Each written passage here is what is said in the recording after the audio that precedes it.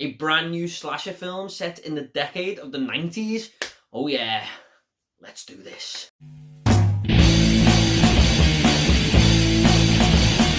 What is up everyone, Movie Worm back again with another review, and this is going to be for the 2021 film Fear Street Part 1, 1994.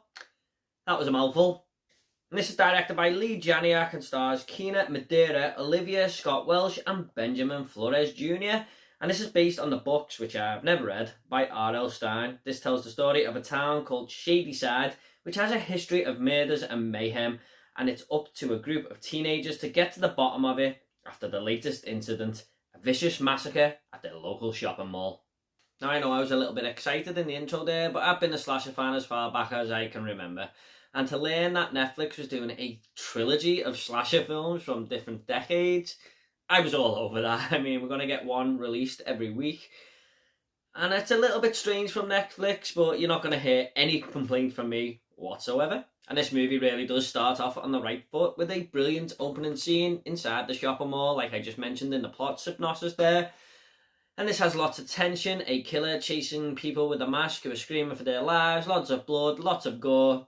And I was just thinking, this is my happy place.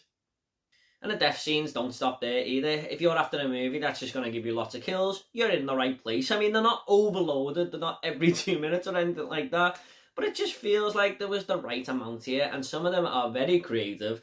One involving a bread slicer, which was probably the best part of the entire film, actually. I thought that was really well done. And when I was watching it, I was just like, yeez. Now, I can't talk about the killer too much in this film because I'll end up giving away too many spoilers, but what I will say is this is a slasher with a little bit of a twist. It's not your typical whodunit movie like Scream.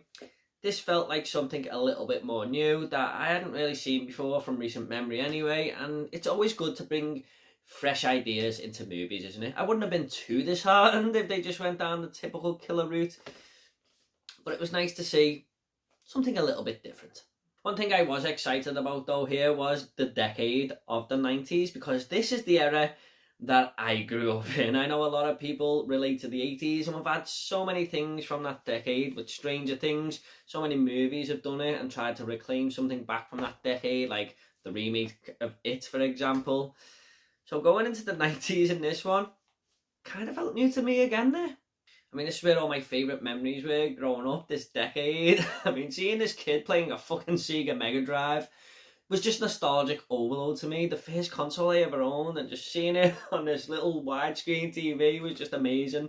And they're all talking in the chat rooms about what's going on in the town, but there is no Facebook or Twitter back then. It was just basically a chat room on a website. It was just great. I mean, I hope they do more movies like this based in this decade. I mean, this is what I want.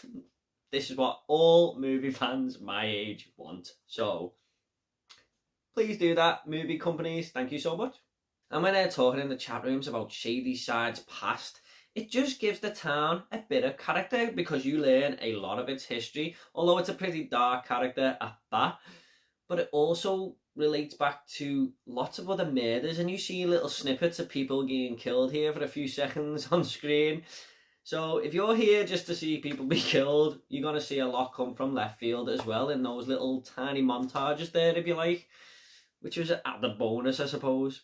However, I have a big flaw with this movie, and it is unfortunately the characters. Let's say there's 5 main ones, which I think there are, all but one of them. That's how bad they were. I mean, they weren't badly acted or anything. They really just grated on me. Starting off with the main protagonist, Dina. She was acting like this crazy ex throughout most of this movie. And she is on the wrong side of things, I feel, with this relationship she had with this girl, Sam. And I was just thinking, how can I get behind this girl? She's just acting like a spoiled brat and just shouting at everyone all the time. And on the flip side, Sam is just as annoying. I mean, they're just constantly back and forth at each other. And in the end, I didn't care who was right. I didn't care who lived happily ever after. I didn't care if they died. I just wasn't bothered. They were just characters I couldn't really get behind, I'm afraid. there's this sort of two side characters who are like these drug dealers who think they're kind of awesome, and one of them is just really scruffy and just doing gross things all the time, and he was really off-putting. The only saving grace here was Josh, played by Benjamin Flores. He was a cool character, and he was the only one I liked, and I related to him a little bit. Yeah, you guessed it. He's the one playing the Mega Drive. Now, I did mention the two ex-lovers there shouting at each other, but it's the whole dialogue of this film. It sort of happens for nearly everybody. Everyone is just very, very shouty. It's a very, very loud film.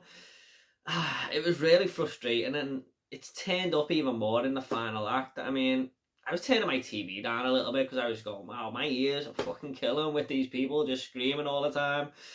But yeah, could have been better. However, despite these flaws, I still had a fun time with this film. Slasher movies aren't really well renowned for having the best group of characters. Unless you're talking about Laurie Strode or Nancy Thompson from Nightmare on Elm Street, most of them are just there to be killed. So I can look past that a little bit here. But what it does best is its kills. I mean, it's a slasher movie done right in that department, and I think most of us just watch slasher movies for that anyway. And if you're one of them people, I don't think Fear Street is gonna disappoint you when it does come to this. Along with its story, it gets them two things right. By the way, at the end of this film, they showed a small trailer for part 2, which is all taking place in a summer camp in 1978. And I love slasher films that take place in summer camp, so look out for my review of that one as well. I can't wait for that shit. And I'll probably rank all 3 of them at the end as well. I'm just gonna go ahead and rate this movie now. I'm going to give Fear Street, Part 1, 1994, a 7 out of 10. Look, I think Netflix will hopefully go in a new direction here because people love slashers, and I have heard of a lot of people watching this one. So Netflix, get some more slashers on the service because we all love them. Okay guys, at the end of these reviews, I always like to leave a little fun fact. Now, a fun fact for Fear Street, I'm not saying the whole title again, is that in the opening scene in the bookstore, a bunch of Fear Street books can be seen in the background with the name Robert Lawrence on. What does that stand for? RL in R.L. Stein. Okay guys, I hope you all enjoyed this review. Please consider subscribing to the channel. I've got a lot more reviews coming, lots more videos, and if you want to comment about Fear Street, leave it down below and I'll try and reply to every single one of you, I promise. Take it all easy guys. I'll see you all next video.